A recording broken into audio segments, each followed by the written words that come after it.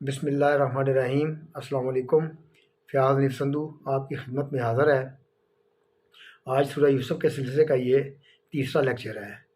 اس سے پہلے lecture number 1 میں سورہ یوسف کا تعارف پیش کیا گیا تھا، اس کا مقصد نزول، اس میں جو ہدایات ہیں اور جو اس سے ہمیں سبق ملتا ہے اس کے بارے میں بیان کیا گیا تھا۔ دوسرے لیکچر میں رکوع نمبر 1 کا ترجمہ اور اس کی تشریح پیش کی گئی تھی۔ آج کے اس لیکچر میں رکوع نمبر 2، اس کا ترجمہ اور تشریح بیان کی جائے گی۔ یہ ترجمہ اور تشریح سید ابوالعلا مودودی رحمۃ اللہ علیہ کی تصنیف کردہ تفہیم القرآن، جو کہ تفسیر قرآن، جو قرآن پاک کی جو تفسیر لکھی ہے اس میں سے یہ پیش کیا جائے گا۔ پہلے میں اس کی عربی اور ترجمہ پڑھوں گا، اس کے بعد پھر اس کی تشریح پیش کی جائے گی۔ اعوذ باللہ من الشیطان الرجیم، بسم اللہ الرحمن الرحیم۔ لقد کان فی یوسف و اخواتہ آیات للسائلین۔ حقیقت یہ ہے کہ یوسف اور اس کے بھائیوں کے قصہ میں ان پوچھنے والوں کے لیے بڑی نشانیاں ہیں۔ اذ قالوا لا یوسف و اخوہ احب الی ابینا منا ونحن عصبہ ان ابانا لفی ضلال مبین۔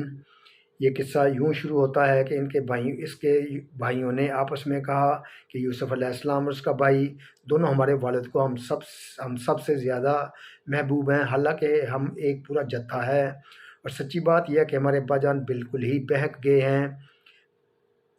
نقتلوا یوسف او اطرحوا ارضا یخلو لکم وجہ ابیکم وتکونوا من بعدہ قوما صالحین۔ چلو یوسف علیہ السلام کو قتل کر دو یا اسے کہیں پھینک دو تاکہ تمہارے والد کی توجہ صرف تمہاری طرف ہو جائے، یہ کام کر لینے کے بعد پھر نیک بن رہنا۔ قال قائل منهم لا تقتلوا یوسف والقوه فی غیابات الجب یلتقطه بعض السیارۃ ان کنتم فاعلین۔ ان میں سے ایک بولا، یوسف علیہ السلام کو قتل نہ کرو، اگر کچھ کرنا ہی ہے تو اسے کسی اندھے کنویں میں ڈال دو، کوئی آتا جاتا قافلہ اسے نکال لے جائے گا۔ قالوا یا ابانا ما لک لا تأمنا علی یوسف وانا لہ لناصحون۔ اس قرارداد پر انہوں نے جا کر اپنے باپ سے کہا، ابا جان کیا بات ہے کہ آپ یوسف علیہ السلام کے معاملہ میں ہم پر بھروسہ نہیں کرتے، حالانکہ ہم اس کے سچے خیر خواہ ہیں۔ ارسلہ معنا غدا یرتع ویلعب وانا لہ لحافظون۔ کل اسے ہمارے ساتھ بھیج دیجئے، کچھ چر چگ لے گا اور کھیل کود سے بھی دل بہلائے گا، ہم اس کی حفاظت کو موجود ہیں۔ قال انی لا یحزننی ان تذهبوا بہ واخاف ان یأکلہ الذئب وانتم عنہ غافلون۔ باپ نے کہا، تمہارا اس لے جانا مجھے شاق گزرتا ہے اور مجھ کو اندیشہ ہے کہ کہیں اسے بھیڑیا نہ پھاڑ کھائے جبکہ تم اس سے غافل ہو۔ قالوا لئن اکلہ الذئب ونحن عصبۃ انا اذا لخاسرون۔ انہوں نے جواب دیا، اگر ہمارے ہوتے اسے بھیڑیے نے کھا لیا جبکہ ہم ایک جتھا ہیں تب تو ہم بڑے ہی نکمے ہوں گے۔ فلما ذهبوا به واجمعوا ان يجعلوه في غيابات الجب واوحينا اليه لا تنبئنهم بامرهم هذا وهم لا يشعرون وجاءوا اباهم عشاء يبكون۔ اس طرح اصرار کر کے جب وہ اسے لے گئے اور انہوں نے طے کر لیا کہ اسے ایک اندھے کنویں میں چھوڑ دیں، تو ہم نے یوسف علیہ السلام کو وحی کی کہ ایک وقت آئے گا جب تم ان لوگوں کو ان کی حرکت جتائے گا، یہ اپنے فعل کے نتائج سے بے خبر ہیں۔ قالوا یا ابانا انا ذهبنا نستبق وترکنا یوسف عند متاعنا فاکلہ الذئب وما انت بمؤمن لنا ولو کنا صادقین۔ شام کو وہ روتے پیٹتے اپنے باپ کے پاس آئے اور کہا، ابا جان ہم دوڑ کا مقابلہ کرنے میں لگ گئے تھے اور یوسف کو ہم نے اپنے سامان کے پاس چھوڑ دیا تھا کہ اتنے میں بھیڑیا آ کر اسے کھا گیا۔ آپ ہماری بات کا یقین نہ کریں گے چاہے ہم سچے ہی ہوں۔ وجاءوا علی قمیصہ بدم کذب قال بل سولت لکم انفسکم امرا فصبر جمیل واللہ واللہ المستعان علی ما تصفون۔ اور وہ یوسف کی قمیص پر جھوٹ موٹ کا خون لگا کر لے آئے تھے۔ یہ سن کر ان کے باپ نے کہا بلکہ تمہارے نفس نے تمہارے لیے ایک بڑے کام کو آسان بنا دیا۔ اچھا صبر کروں گا اور بخوبی کروں گا۔ جو بات تم بنا رہے ہو اس پر اللہ ہی سے مدد مانگی جا سکتی ہے۔ وجاءت سیارۃ فارسلوا واردہم فادلی دلوا قال یا بشری ھذا غلام واسروہ بضاعۃ واللہ علیم بما یعملون۔ ادھر ایک قافلہ آیا اور اس نے اپنے سکے کو پانی لانے کے لیے بھیجا۔ سکے نے جو کنویں میں ڈول ڈالا تو یوسف علیہ السلام کو دیکھ کر پکار اٹھا، مبارک ہو، یہاں تو ایک لڑکا ہے۔ ان لوگوں نے اس کو مال تجارت سمجھ کر چھپا لیا، حالانکہ جو کچھ وہ کر رہے تھے خدا اس سے باخبر تھا۔ وَشَرَوْهُ بِثَمَنٍ بَخْسٍ دَرَاهِمَ مَعْدُودَةٍ وَكَانُوا فِيهِ مِنَ الزَّاهِدِينَ۔ آخرکار انہوں نے اس کو تھوڑی سی قیمت پر چند درہموں کے عوض بیچ ڈالا اور اس کی قیمت کے معاملہ میں کچھ زیادہ کے امیدوار نہ تھے۔ صدق اللہ العظیم۔ اب اس کے بعد میں تشریح کی پیش کرتا ہوں۔ حقیقت یہ ہے کہ یوسف علیہ السلام اور اس کے بھائیوں کے قصے میں پوچھنے والوں کے لیے بڑی نشانیاں ہیں۔ یہ قصہ یوں شروع ہوتا ہے کہ اس کے بھائیوں نے آپس میں کہا کہ یوسف علیہ السلام اور اس کا بھائی دونوں ہمارے والد کو ہم سب سے زیادہ محبوب ہیں۔ اس سے مراد حضرت یوسف علیہ السلام کے حقیقی بھائی بنیامین ہیں، جو ان سے کئی سال چھوٹے تھے۔ ان کی پیدائش کے وقت ان کی والدہ کا انتقال ہو گیا تھا۔ یہی وجہ تھی کہ حضرت یعقوب علیہ السلام ان دونوں بے ماں کے بچوں کا زیادہ خیال رکھتے تھے۔ اس کے علاوہ اس محبت کی وجہ یہ بھی تھی کہ ان کی ساری اولاد میں صرف ایک حضرت یوسف علیہ السلام ہی ایسے تھے جن کے اندر ان کو آثار رشد و سعادت نظر آتے تھے۔ اور اوپر حضرت یوسف علیہ السلام کا خواب سن کر انہوں نے جو کچھ فرمایا، اس سے صاف ظاہر ہوتا ہے کہ وہ اپنے بیٹے کی غیر معمولی صلاحیتوں سے خوب واقف تھے۔ دوسری طرف ان 10 بڑے صاحبزادوں کی سیرت کا جو حال تھا، اس کا اندازہ بھی آگے کے واقعات سے ہو جاتا ہے۔ پھر کیسے توقع کی جا سکتی ہے کہ نیک انسان ایسی اولاد سے خوش رہ سکے؟ لیکن عجیب بات ہے کہ بائبل میں برادران یوسف کے حسد کو ایک ایسی وجہ بیان کی گئی ہے جس سے الٹا الزام حضرت یوسف علیہ السلام پر عائد ہوتا ہے۔ اس کا بیان ہے کہ حضرت یوسف علیہ السلام بھائیوں کی چغلیاں باپ سے کیا کرتے تھے، اس وجہ سے بھائی ان سے ناراض تھے۔ یہ یوسف اور اس کا بھائی دونوں ہمارے والد کو ہم سب سے زیادہ محبوب ہیں، حالانکہ ہم ایک پورا جتھا ہے۔ سچی بات یہ ہے کہ ہمارے ابا جان بالکل ہی بہک گئے ہیں۔ اس فکرے کی روح کو سمجھنے کے لیے بدویانہ قبائلی زندگی کے حالات کو پیش نظر رکھنا چاہیے، جہاں کوئی ریاست موجود نہیں ہوتی اور آزاد قبائل ایک دوسرے کے پہلو میں آباد ہوتے ہیں۔ وہاں ایک شخص کی قوت کا سارا انحصار اس پر ہوتا ہے کہ اس کے اپنے بیٹے، پوتے، بھائی، بھتیجے بہت سے ہوں، جو وقت آنے پر اس کی جان و مال اور آبرو کی حفاظت کے لیے اس کا ساتھ دے سکیں۔ ایسے حالات میں عورتوں اور بچوں کی بنسبت فطری طور پر آدمی کو وہ جوان بیٹے زیادہ عزیز ہوتے ہیں جو دشمنوں کے مقابلہ میں کام آ سکتے ہوں۔ اسی بنا پر ان بھائیوں نے کہا کہ ہمارے والد بڑھاپے میں سٹھیا گئے ہیں۔ ہم جوان بیٹوں کا جتھا جو برے وقت پر ان کے کام آ سکتا ہے، ان کو اتنا عزیز نہیں جتنے یہ چھوٹے چھوٹے بچے جو ان کے کسی کام نہیں آ سکتے، بلکہ الٹے خود ہی حفاظت کے محتاج ہیں۔ چلو یوسف کو قتل کر دو یا اسے کہیں پھینک دو تاکہ تمہارے والد کی توجہ صرف تمہاری ہی طرف ہو جائے۔ یہ کام کر لینے کے بعد پھر نیک بن رہنا۔ یہ فکرہ ان لوگوں کے نفسیات کی بہترین ترجمانی کرتا ہے جو اپنے آپ کو خواہشات نفس کے حوالے کر دینے کے ساتھ ایمان اور نیکی سے بھی کچھ رشتہ جوڑے رکھتے ہیں۔ ایسے لوگوں کا قاعدہ یہ ہوتا ہے کہ جب کبھی نفس ان سے کسی برے کام کا تقاضا کرتا ہے تو وہ ایمان کے تقاضوں کو ملتوی کر کے پہلے نفس کا تقاضا پورا کرنے پر تل جاتے ہیں، اور جب ضمیر اندر سے چٹکیاں لیتا ہے تو اسے یہ کہہ کر تسلی دینے کی کوشش کرتے ہیں کہ ذرا صبر کر، یہ ناگزیر گناہ جس سے ہمارا کام اٹکا ہوا ہے کر گزرنے دے، پھر انشاءاللہ ہم توبہ کر کے ویسے ہی نیک بن جائیں گے جیسا تو ہمیں دیکھنا چاہتا ہے۔ اس پر ان میں سے ایک بولا، یوسف کو قتل نہ کرو، اگر کچھ کرنا ہی ہے تو اسے کسی اندھے کنویں میں ڈال دو، کوئی آتا جاتا قافلہ اسے نکال لے جائے گا۔ اس قرارداد پر انہوں نے جا کر اپنے باپ سے کہا، ابا جان کیا بات ہے؟ آپ یوسف کے معاملہ پر ہم پر بھروسہ نہیں کرتے، حالانکہ ہم اس کے سچے خیر خواہ ہیں۔ کل اسے ہمارے ساتھ بھیج دیجیے، کچھ چر چگ لے گا اور کھیل کود سے بھی دل بہلائے گا۔ ہم اس کی حفاظت کو موجود ہیں۔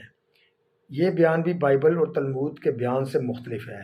ان کی روایت یہ ہے کہ برادران یوسف اپنی مویشی چرانے کے لیے سکم کی طرف گئے ہوئے تھے۔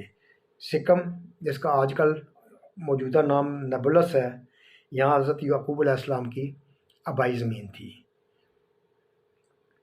ان کی روایت یہ ہے کہ برادران یوسف اپنی مویشی چرانے کے لیے سکم کی طرف گئے ہوئے تھے۔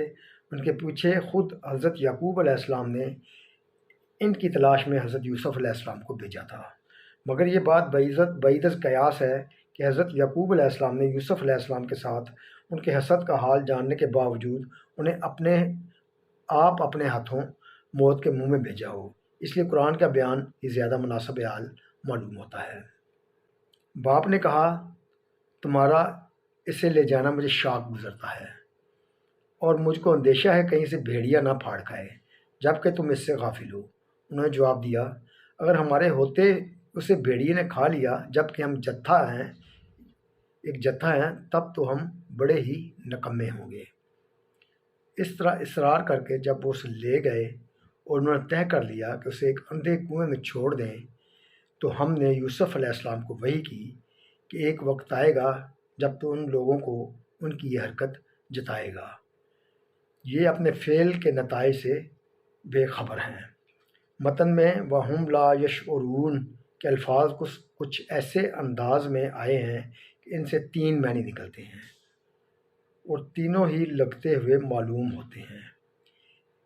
ایک یہ کہ ہم یوسف علیہ السلام کو یہ تسلی دے رہے تھے، اس کے بھائیوں کو کچھ خبر نہ تھی کہ اس پر وحی کی جا رہی ہے۔ دوسرے یہ کہ تو ایسے حالات میں ان کو یہ حرکت انہیں جتائے گا جہاں تیرے ہونے کا انہیں وہم و گمان تک نہ ہوگا۔ تیسرے یہ کہ آج یہ بے سمجھے بوجھے ایک حرکت کر رہے ہیں اور نہیں جانتے کہ آئندہ اس کے نتائج کیا ہونے والے ہیں۔